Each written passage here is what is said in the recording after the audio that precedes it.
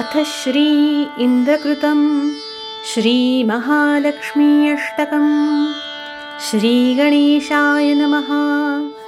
नमोऽस्तु ते महामाये श्रीपीठे सुरपूजिते शङ्खचक्रगदाहस्ते महालक्ष्मी नमोऽस्तु ते। नमस्ते गरुडारूढे कोलासूरभयङ्करी सर्वपापहरे देवी महालक्ष्मी नमोऽस्तु ते। सर्वज्ञे सर्ववरदे सर्वदुष्टभयङ्करी सर्वदुःखहरे देवी महालक्ष्मी नमोऽस्तु ते। सिद्धिबुद्धिप्रदे देवी भुक्तिमुक्तिप्रदायिनी मन्त्रमूर्ते सदा देवी महालक्ष्मी नमोऽस्तु ते।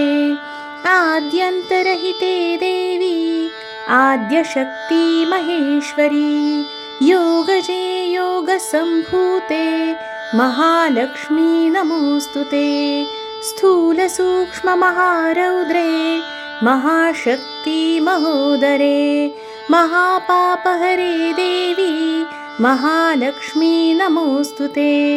पद्मासनस्थिते देवी परब्रह्मस्वरूपिणी परमेशी जगन्मातर् महालक्ष्मी नमोऽस्तु ते।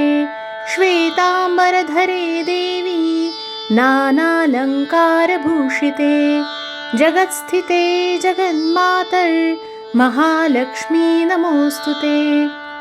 महालक्ष्म्यष्टकस्तव यः पठेद् भक्तिमान् नरः सर्वसिद्धिमवाप्नोति राज्यं प्राप्नोति सर्वदा।